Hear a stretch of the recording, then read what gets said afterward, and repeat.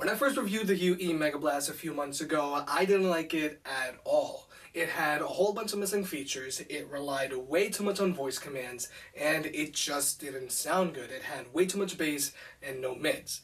But I decided to give the Megablast a second chance, and even though it still has its problems, it actually sounds really good now. So good, in fact, it's actually up there with the JBL Xtreme 2 in a smaller form factor than the Sony XB41. When the Megablast was released in the fall of 2017, it was retailing for $250. But now the Megablast can be had for $200 or less. The Sony XB41 was released at the beginning of 2018 and retails for $250. And the JBL Xtreme 2 is the newest and most expensive speaker here, retailing for $300. If you want to pick either of these speakers up, I'll have links in the description below, and if you use the links, it really helps out the channel. I suggest you check them out because you never know when these speakers will go on sale, so you might get lucky. And also, check out the numerous shelf down below. And if you want to learn more about either of these speakers, then watch the full reviews. First, let's go over the things I hate about the UE Megablast. I hate that the Megablast relies so heavily on ALEXA voice commands to play or pause your music and to skip a track. The voice commands are cool, but they only work if the Megablast is connected to Wi-Fi and if you're streaming your music over a supported streaming service. But if you're streaming your music over Bluetooth because you use Apple Music or Google Play Music like I do, then the only way you can control your music playback is from your phone. The only thing you can do directly from the Megablast is adjust your volume, and this is incredibly annoying because sometimes it's just more convenient to have a physical button to play or pause your music or to skip a track directly on your speaker. I feel that all speakers, even smart speakers, need to have these three basic inputs because even the Google Home Max is guilty of this. Another thing I hate about the Megablast is the recessed micro USB port on the bottom of the speaker. Since this micro USB port is so indented, it limits the amount of micro USB cables you can use to charge the speaker to effectively just its included cable. And I also think this is a sneaky way of UE and Logitech trying to get you to buy their $40 power-up charging cradle. Because I also hate the fact that you have to stand the Megablast upside down when you're going to charge it. I just think this is sloppy. Whereas with the XB41, you can also charge it with a micro USB cable, but the port is much easier to reach. But the Xtreme 2 is the odd one out here because it can only be charged via its AC port. Okay, now that I got all of that on my system, let's compare these speakers. Both the UE Megablast and Sony XB41 are super rugged and durable. They both have fabric outer shells and they do a very good job of standing up to bumps and scrapes, and they are both IP67 rated, which means they're both water and dust proof. The JBL Xtreme 2 is also pretty durable thanks to its fabric outer shell, but it only has an IPX7 rating, which means it's only waterproof. I think that the reason it's not dust proof is because of the exposed passive radiators on each side, but as long as you don't get dirt in them or if you push them in, you'll be fine. But now let's talk about speaker setups because that's what impressed me the most about the Megablast this time around. Even though the Sony XB41 is larger than the Megablast, it has the least amount of hardware going for it. The Sony XB41 has dual frontward firing 58mm diameter transducers and dual passive radiators in the center that fire out the front and out the back of the speaker. Now if we look at the Megablast, you'll see it has slightly smaller 55mm diameter transducers and dual passive radiators like the XB41, but it also has additional 25mm diameter tweeters. Now even though UE advertises the Megablast as a 360-degree speaker, it's really only just shooting sound out the sides, which is an important detail to take note of for later in this video. And then there's the JBL Xtreme 2, which is also a frontward firing speaker. It has dual 70mm diameter transducers, dual 20mm diameter tweeters, and exposed passive radiators on each side. Now before we jump into the sound test, just know the XB41 is in extra bass mode, the Megablast is using the standard EQ setting, and the Xtreme 2 has the newest firmware update which improved its audio quality.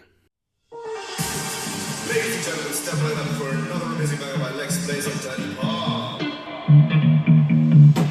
Touchdown to Heathrow, DP, bro. About to hit the club and turn the shoot to a freak show. Look through the peephole, everybody geek, yo. Need to get girl with an extremely deep. See six midgets that be fire juggling. Maybe it's just me, cause my mind is struggling. Babes, boyfriend is acting like a clown. Know what's going down every time we are down. Take a look through the peephole. Yo, everybody's getting geek, bro. Stop the hate and let them neeks know that we turn the club into a freak show. Turn the club to a freak show.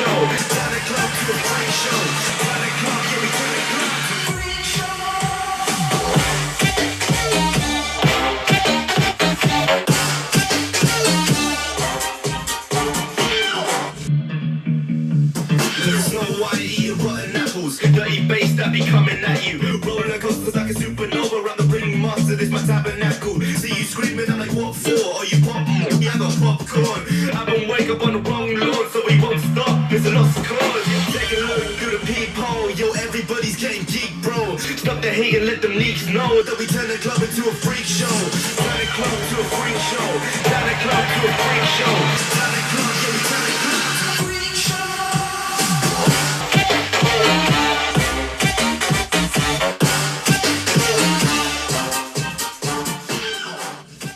I personally think the Megablast sounds almost as good as the Xtreme 2, but the Megablast is really only worth using indoors. UE advertises the Megablast as being a 360-degree speaker, but the Megablast is really just shooting music out of the sides. So unless there are walls for the music to bounce off of, the Megablast has a huge dead zone on the front and on the back of the speaker. We're going to do another 30-second sound test, but this time the speakers are outdoors and they're all playing at max volume. Snow White eating rotten apples, dirty bass that be coming at you. Roller coasters like a supernova, around the ringmaster, this my tabernacle. See you screaming, I'm like, what for? Are you pop? Yeah, I got popcorn. I don't wake up on the wrong lawn, so we won't stop. It's a lost cause. Take a look through the peephole. Yo, everybody's getting geek, bro. Stop the hate and let them leaks know that we turn the club into a freak show. Turn the club to a freak show. Turn the club to a freak show. Turn the club, yeah, we turn the club to a freak show.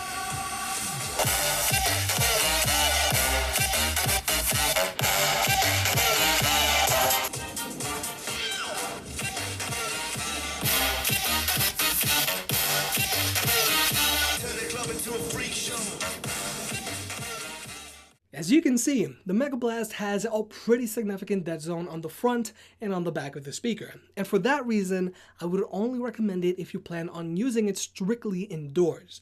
But I actually feel the Megablast sounds almost as good as the Xtreme 2. It sounds very clear, which is something I can't say about the XB41, and it gets almost as loud as both the XB41 and Xtreme 2. But if I had to rank these speakers in audio quality, it would go Xtreme 2 in first place, followed closely by the Megablast, and in dead last is the XB41.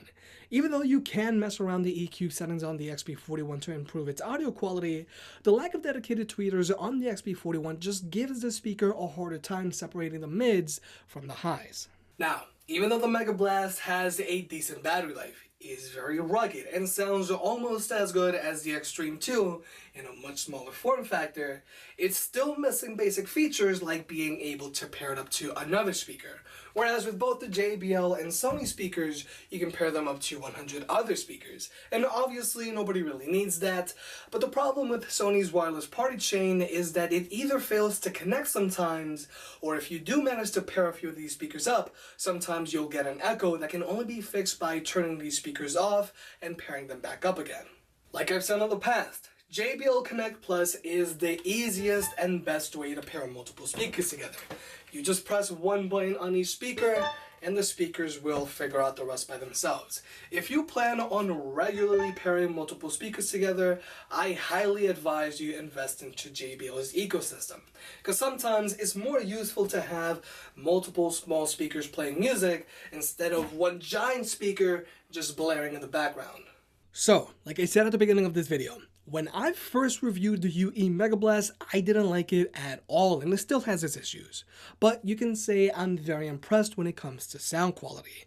If you're just looking for a single speaker to use in your bedroom or office, and if you're willing to look past the Megablast glaring flaws, then I think it is worth considering at its $200 price point.